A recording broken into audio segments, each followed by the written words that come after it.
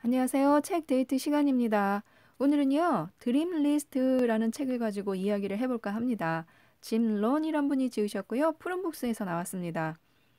이 책은요, 행동으로 옮기는 훈련 없이 큰 소리로 외치기만 하는 것은 아무런 의미가 없다. 발전하려면 반드시 실제로 시작해야 한다. 성공적인 삶을 살고자 한다면 성공적인 계획을 세워서 실천해야 한다. 부자가 되려면 부자 계획을 세워 시작해야 한다. 아무것도 가진 게 없는 사람도 부자 되기 계획을 시작할 수 있다면서요. 중요한 것은 오늘 행동을 취하고 오늘 당장 시작하는 것이라고 말하고 있는 책입니다. 7가지 전략을 통해서 부와 행복을 얻을 수 있다고 하니까요. 한번 들여다보겠습니다.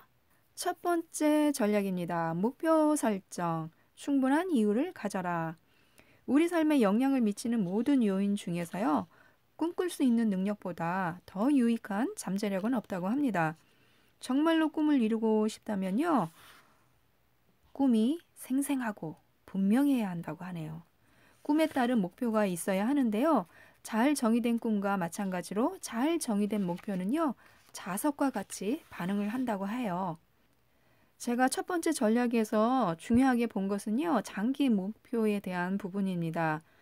한번 따라서 해보세요. 노트나 플래너에 장기 목표라고 먼저 제목을 쓴 다음에요.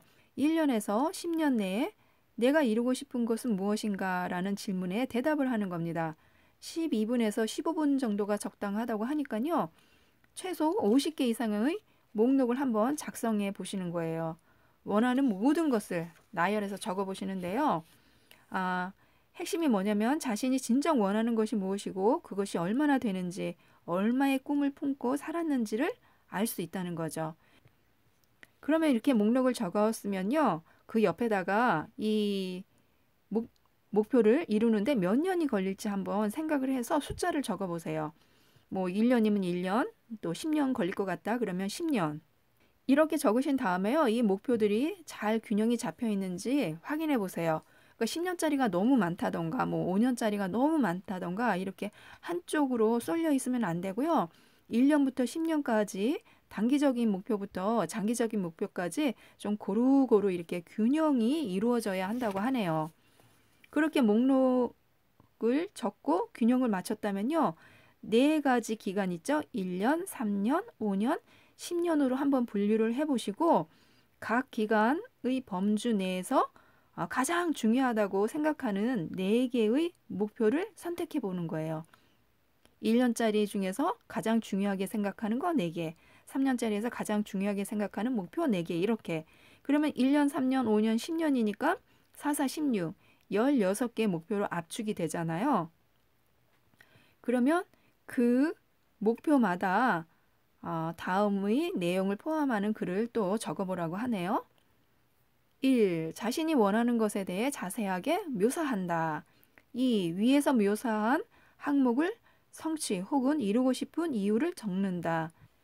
자신이 원하는 것은 그 배경에 합당한 이유가 있어야만 강력한 동기부여 요소가 된다고 합니다. 두 번째 전략, 관리, 시간을 다스려라. 생각이 아니라 기록부터 하라고 하는데요. 성공적인 시간 관리 요령 중 하나는 종이 위에서 사고하는 방법입니다. 아이디어를 구체화한 다음에 그것을 종이에 기록하고 실행하는 거죠. 종이에 기록하는 게 가장 좋대요. 그래서 플래너나 메모장이나 프로젝트 북을 가지고 다니고요. 또 작전 계획을 세우라고 하네요. 이 작전 계획은요. 항상 시작하기 전에 하루를 계획하고요.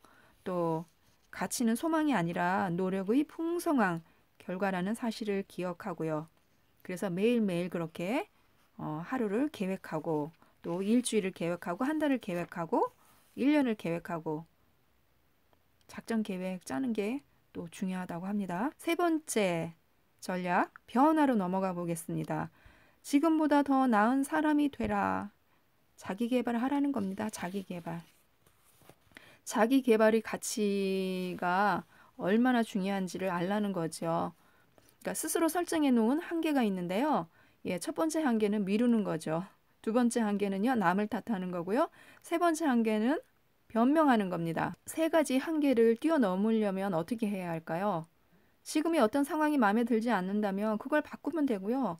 무언가가 충분하지 않으면 그걸 바꾸면 되고요. 무언가가 자신에게 어울리지 않으면 그걸 바꾸면 됩니다. 무언가가 별로 즐겁지 않다면요. 예, 또 그걸 바꾸면 되고요. 어떻게 해야 될까요? 스스로를 더 낫게 바꾸면 모든 것을 더 낫게 바꿀 수 있다는 거죠.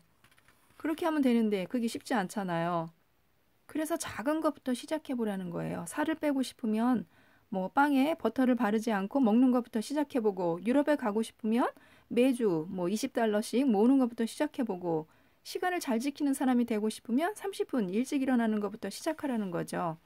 그런데 또 이게 쉽지 않다고 해요. 왜냐면 동기부여는 정말로 미스터리라는 거죠. 이분 경험에 의해서도 말씀을 하셨는데, 자신이 1000명 대상으로 강연을 하면 그들 중에서 자신의 강연을 듣고 제 인생을 바꾸고 싶습니다라고 자신한테 찾아와서 말하는 사람이 있는가 하면, 하품을 하면서 강연장을 나가면서 에이, 전에 다 들었던 거랑 똑같잖아, 그렇게 투덜거리면서 나가는 사람이 있대요. 왜 이렇게 천차만별인지 미스터리라는 거죠. 그리고 백만장자가 1000명에게 저는 이 책을 읽고 부의 길로 들어섰습니다, 이렇게 말을 하면 많은 사람들이 그 책을 구입해서 읽을 것 같은데 또 그렇지 않다는 거예요. 왜 모든 사람들이 그 책을 구입해서 읽지 않는 건지, 그것도 또한 미스터리라는 거죠. 이상하죠. 그렇게 생각하니까 정말 또 그런 것 같아요. 그리고 그러니까 어떤 세일즈맨은 아침 7시에 첫 번째 잠재 고객을 만나고, 또 어떤 세일즈맨은 아침 11시에 잠자리에서 일어나고, 자신도 모르겠대요. 왜 이러는 건지. 그게 바로 인생의 미스터리라는 거예요. 그러니 어떻게 해야 되겠어요? 자기 개발을 하려면 뭐 열심히 노력하고 공부하는 수밖에 또 없겠죠. 자신을 바꿔야 되는 거겠죠? 네 번째 전략입니다. 지식, 필요한 정보를 충분히 수집하라, 공부하라는 건데요. 원하는 부와 행복을 발견하려면 먼저 그 방법을 연구하고 찾아야 하잖아요. 그러려면은 뭐 어떻게 해요? 공부해야 되겠죠? 다른 사람의 경험에서 이렇게 빌려오는 게 가장 손쉽고 빠르다고 하는데요. 열심히 책 읽고 또 성공한 사람들을 초대해서 그 말에 경청하고, 성공한 사람들의 성공 습관을, 행동 방식을 옆에서 관찰을 하라는 거예요. 이처럼 지식을 얻기 위해서는요, 현명한 미래 투자를 해야 되는데요. 돈을 지출해야 되고, 시간을 지출해야 되고, 노력을 투자해야 된다고 해요. 맞는 말이죠. 뭘 배우려면 돈을 지출을 해야 되고, 거기에 맞춰서 또 시간을 투자를 해야 되잖아요. 노력도 투자를 해야 되고, 결국 실행하지 않고 그냥 이루어지는 거는 없다는 거예요. 이분 말씀에 의하면은 정말 뭐 긍정적인 학업만 한다고 해서 나는 잘 될 거야, 나는 잘 될 거야 하고 아무것도 안 하면서 그 말만 한다고 해서 성공한다는 건 아니죠. 그 말에 앞서서 행동을 하면서 그런 긍정적인 마음을 갖는 게 중요하다고 합니다.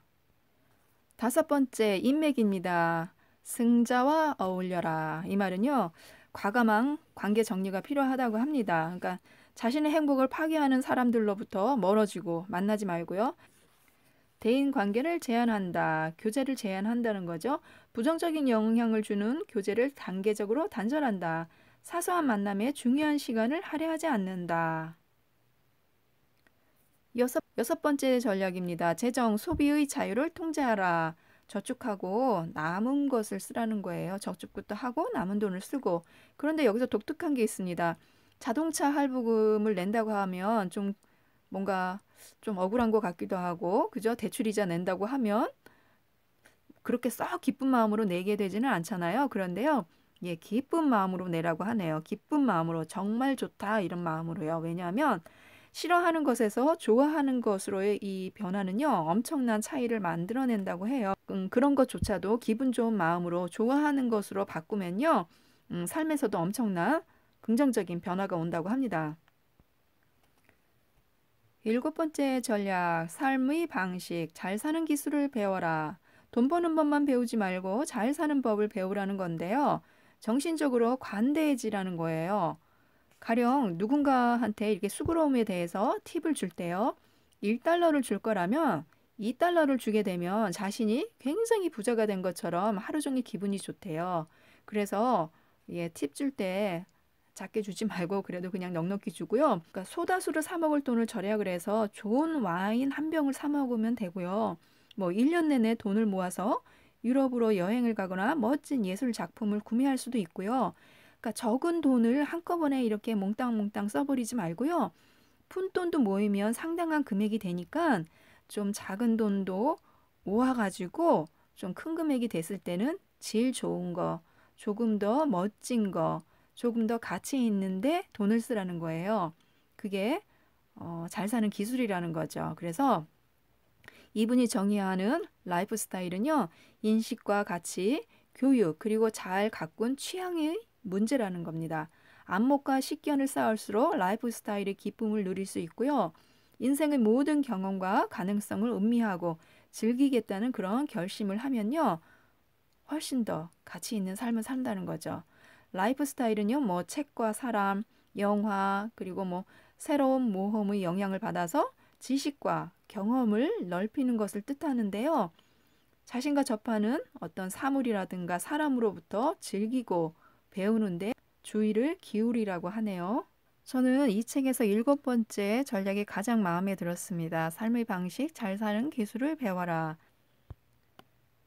타인에 대해 좀 더 관대한 태도를 가질 수 있도록 하기 위해서 내가 좀 더 성공하자, 여유로워지자, 이렇게 생각하면 훨씬 더 멋지다라는 생각이 드는 거예요. 그리고 하루하루 목표를 세워서 열심히 살면서 정신적으로 풍요로워질 수 있도록 나 자신을 잃지 않기 위해서 뭐 문학이나 음악, 미술, 기타 등등을 배우고 즐기는데도 인색해지면 안 되겠다. 그런 생각이 들어서요. 삶의 방식, 잘 사는 기술을 배우자라는 부분이 가장 좋았습니다. 여러분은 뭐 어떻게 생각하실지 모르겠는데요. 지금까지 부와 행복을 얻기 위한 7가지 전략을 말씀드렸는데요. 꼭 드림 리스트 50가지를 적어 보시고요. 꼭 이루시기 바랍니다. 이상 책디에티였습니다. 감사합니다.